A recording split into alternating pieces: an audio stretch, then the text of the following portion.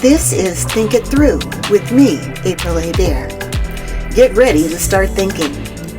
I know, it's hard, and you'd probably rather not. But here we go anyway. Hello and welcome to Think It Through.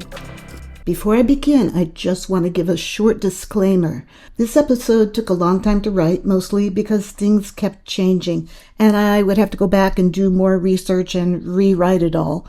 Although things are still in flux as they relate to this topic, I had to stop somewhere and just publish it. So all I can say is that my information was current at some point. Okay, now we can begin.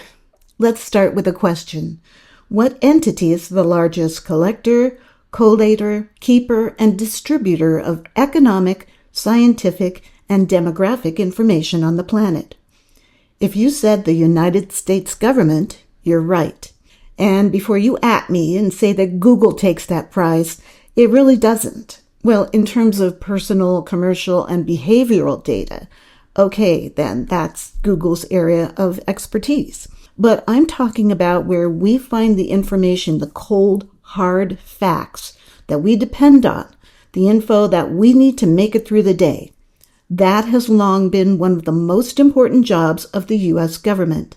Now, if you've been listening for a while, and thanks so much if you have, because I'm just wildly inconsistent about publishing new episodes, you know that I do my best to find good, solid information that's available to everyone, not hiding behind some paywall or on an academic database that many listeners can't access.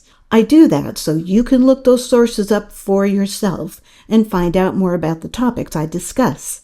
Many of these sources are other academics, doctors, therapists, and science writers who have access to original information that is behind paywalls or in databases that might be difficult for the general public to find. Nearly all of these sources also depend on the information that's found on government websites, like census data or scientific or economic data on any number of topics.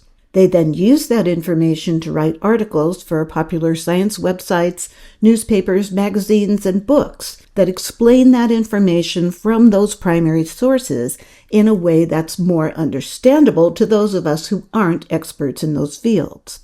These sources are known as secondary sources because they use the data from the original or primary source as the basis for their articles or books. These are the kind of sources that I'm looking for while researching my episodes, all to provide you with clear and reliable information to help you understand the topics I discuss. And you're welcome. So today we're diving into a fundamental truth. Good thinking depends on good data. But what happens when access to that information is limited, or worse, erased? What if, say, a science writer who's consistently used government websites to get critical information for the articles they write does a search and is suddenly faced with a 404 error and the words "page not found"? In this episode, we're going to explore why reliable information is the foundation of good thinking, and how the deletion of government data could have serious consequences for science, policy, and even your everyday decision-making. Let's get started. First of all, what is data? According to IBM, who should know from data, it's this. Data is a collection of facts, numbers, words, observations, or other useful information. Governments, organizations, corporations, and other entities collect data from various sources and in various formats, including both subjective, qualitative data and numerical or quantitative data. Some examples of data include government statistics on every conceivable topic, census records, healthcare records, or sales and purchase records. In fact, if it can be observed, counted, collated, and expressed as a collection of information, it's data. So, why does good thinking require good data? Anyone who works with computers is familiar with the phrase, garbage in, garbage out, as the concept that flawed, incorrect input leads to an output of similar quality. The same thing applies to our brains. To put it simply, thinking is only as good as the information it's based on. I'll bet you can come up with at least one example of how you came to a wrong conclusion because of something someone told you that wasn't correct. For instance, if your work colleague gives you some critical data that you need to complete a project, and after you spent hours working on it, you find out that the information they gave you was from last year instead of this year. The outcome could be that you've wasted your time, have to redo the whole project, maybe even missed a deadline. Or, depending on the importance of your project, it could be far worse than simply wasted time, and could put people's safety and even their lives at risk. Inaccurate, incomplete, or missing data leads to flawed conclusions, and the results of that can be anything from annoying to disastrous. Here's an example.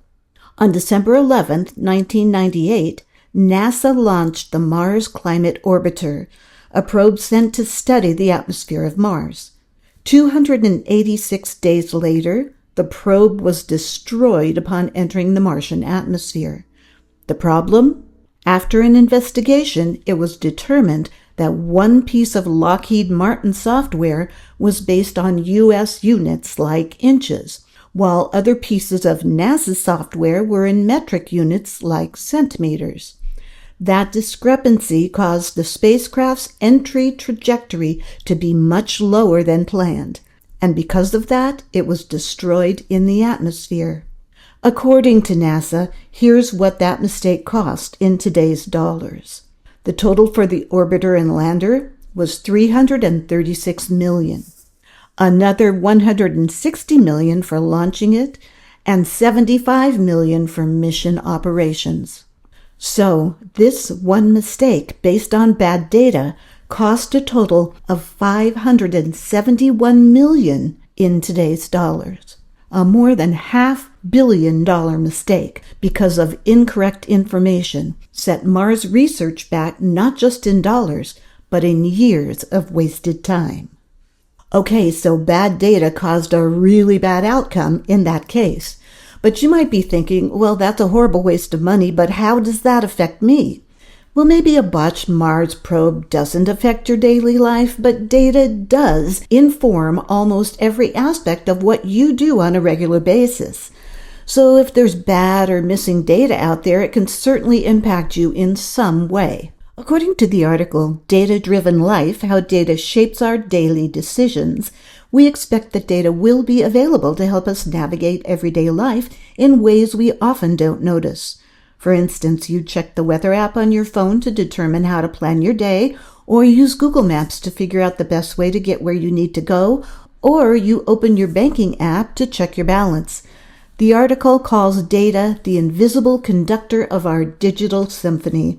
We trust that data will be there when we need it, and we don't really think about it too much until it's not there. And certainly if your weather app or your bank app glitches and you can't get the information you need, that can be either mildly annoying or, depending on the circumstances, very problematic. And talk about problematic. Recently, air traffic controllers at Newark Liberty International Airport lost critical data about incoming flights due to an equipment outage. They were unable to locate or communicate with pilots for about 90 seconds before radar data was restored. This happened twice within a 2-week period, and although mid-air disasters were fortunately avoided in both cases, it does illustrate the fact that this kind of critical data loss could have had a potentially catastrophic outcome. It should be obvious by now that having access to good, solid data is important, and that incorrect or missing data could make our lives more difficult. In the examples we just looked at, though, that data wasn't intentionally removed or deliberately incorrect. The loss of the Mars probe was due to 2 different types of data that didn't work well together, and the Newark airport data losses have been linked to an antiquated air traffic control system that desperately needs an upgrade. However, in recent months, reports have surfaced of key government data being deliberately deleted, changed, or hidden by members of the Trump administration. Climate data, healthcare statistics, and economic reports that were previously published through agencies like the EPA, the CDC, and the Census Bureau are now missing or altered. For example, ABC News reported on April 18, 2025, that the website covid.gov, which was created to help people access COVID resources like vaccines, testing, and treatments, was recently changed to redirect to a new landing page called Lab Leak: True Origins of COVID-19. The original information is no longer available there, so if you go to that site hoping to find out about vaccines, testing, or treatment for both COVID and long COVID, well, you're out of luck. You will, however, get to read about the current administration's claim that the pandemic was the result of a lab leak and was not of natural origin. Look, I'm not here to argue whether that's the case or not. However, it is completely outside of the purpose that covid.gov was designed to fulfill. And the website is now useless to people who need to know the best and most current information about how to protect themselves from COVID-19 or how to treat it if they have it. Can you still find most of that information elsewhere? Possibly, but it's likely you wouldn't find all of it in one location. You'd probably have to search around for different pieces of it. covid.gov served an important public purpose, and the changes made to it mean that we have lost a previously dependable source that contained vital information to help us make the best decisions about our health. And that's just one of many examples of missing or suppressed data that will have real-world consequences. Currently, somewhere between 1,000 and 8,000 U.S. government web pages across 90 government agencies have been deleted. Yeah, it's hard to pin down an exact number. Trust me, I tried, but it's pretty nebulous, and that number is changing as we speak. Let's look at just a few of those cases. The first one has to do with the removal of climate data from government websites. Since January 2025, the current administration has initiated the removal of climate-related information from federal websites like the EPA and NOAA. The National Security Archive and Investigative Journalism and Research Center reports that the administration deleted all references to climate change from the EPA's home page and other parts of its website. Although the website's climate change impact page still existed when their report was written, it was buried deep in the website, making it very hard to find. Other government agencies, including the Department of Agriculture and the Forest Service, have had climate change information removed as well. This has had a major impact on access to climate data by scientists, researchers, and the public.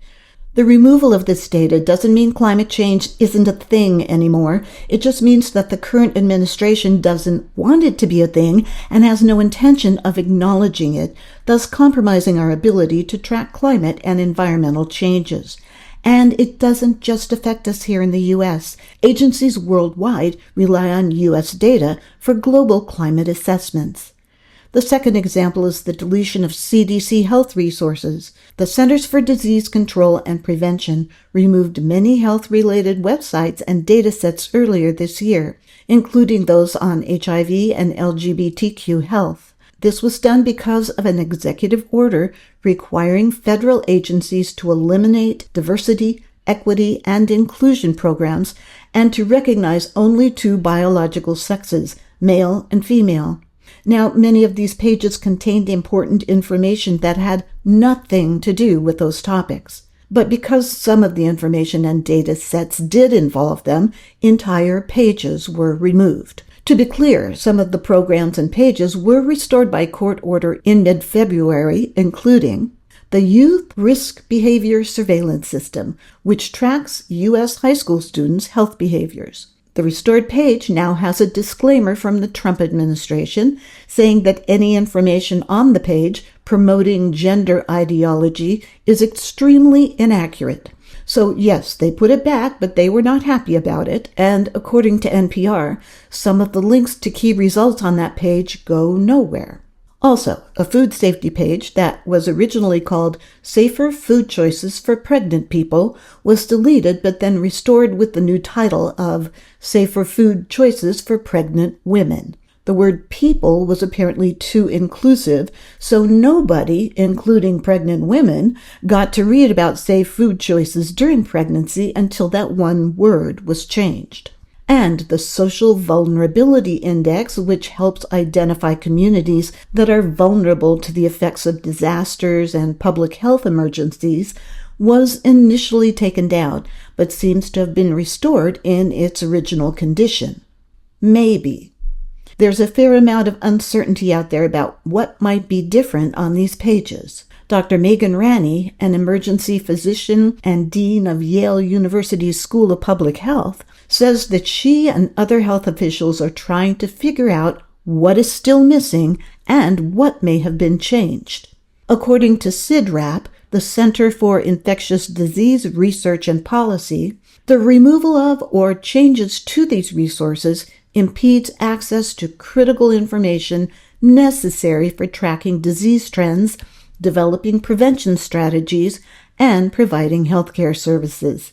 This lack of accessible and accurate data also compromises the ability to respond effectively to public health emergencies. The final example I'll discuss here is the elimination of the Missing and Murdered Indigenous Peoples Report. This report was the result of a bipartisan commission that had been previously mandated by the earlier Trump administration. In it, the commission laid out recommendations to combat the crisis of missing, trafficked, and murdered Indigenous women and girls. But the DOJ removed the entire final report from their website. The link remains, but goes to a dead page. This unexpected and troubling deletion left activists and Indigenous communities without access to crucial data and recommendations, and hindered efforts to allocate funding and other resources effectively. Charlotte Gonzalez, Policy and Advocacy Director for the Coalition to Stop Violence Against Native Women, said when she was informed of this removal, "A lot of community members, along with our staff, are emotionally exhausted every day we hear about new executive orders. And so, once we heard this, I think our mind instantly went to the fact that Native women will die if we don't have federal funding." To be clear, there is still a lot of information on the DOJ website about missing and murdered Indigenous peoples, yet this very important document is still missing from the DOJ web pages. Fortunately, the National Indigenous Women's Resource Center has a version of it that is accessible, so it can still be read. But whether the government will support the committee's specific recommendations and put them into practice remains to be seen. These examples underscore the critical importance of preserving access to reliable government data. Deletion of this data hampers scientific research and can pose significant risk to public health and safety. It impacts every segment of the population, like small business owners who rely on up-to-date economic data to plan business strategies, like your doctor who depends on accurate, current medical data to keep you healthy. And as I said earlier, it impacts your ability to get the data you need to make dozens of daily decisions. It's become clear to those who depend on government data that it needs to be protected and preserved. The current administration began deleting data very soon after Trump was sworn in, and although some individuals and organizations may have had the foresight to download and save some critical government data sets before January 20th, we may never know how much information has already been irretrievably lost. Universities and other independent organizations have begun to create their own databases to archive government data and preserve this vital information. The New Yorker's Julian Lucas wrote a great article about this effort titled "The Data Hoarders Resisting Trump's Purge."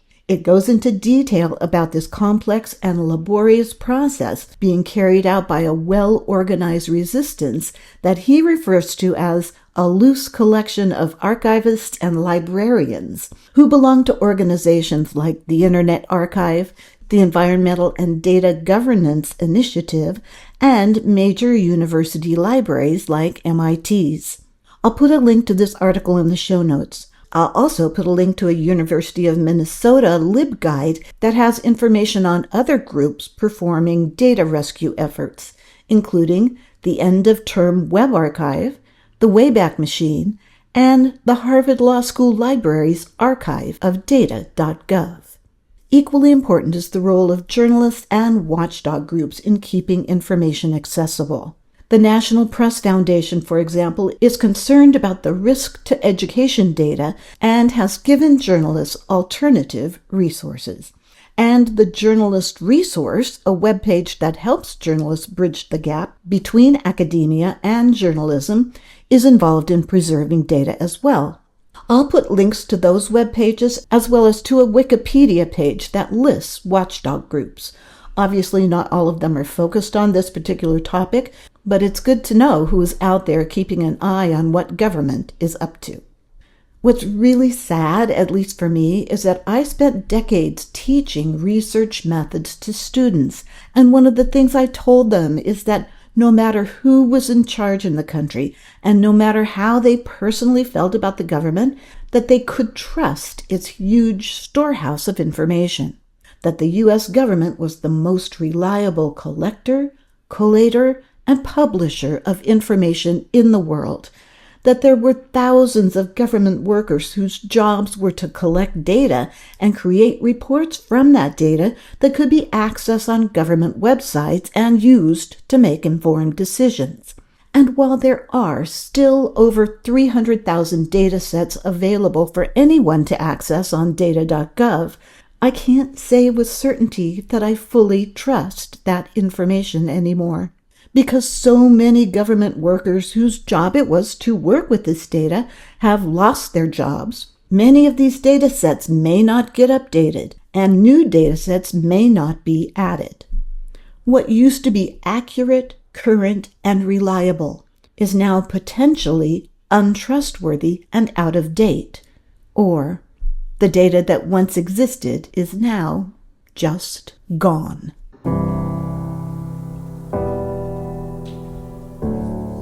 I don't want to end this on a negative note, so what I'll say is that there are people out there who are working to save critical government data, and journalists who are working to shine a light on those who delete, hide, or manipulate it to suit their preferred worldview.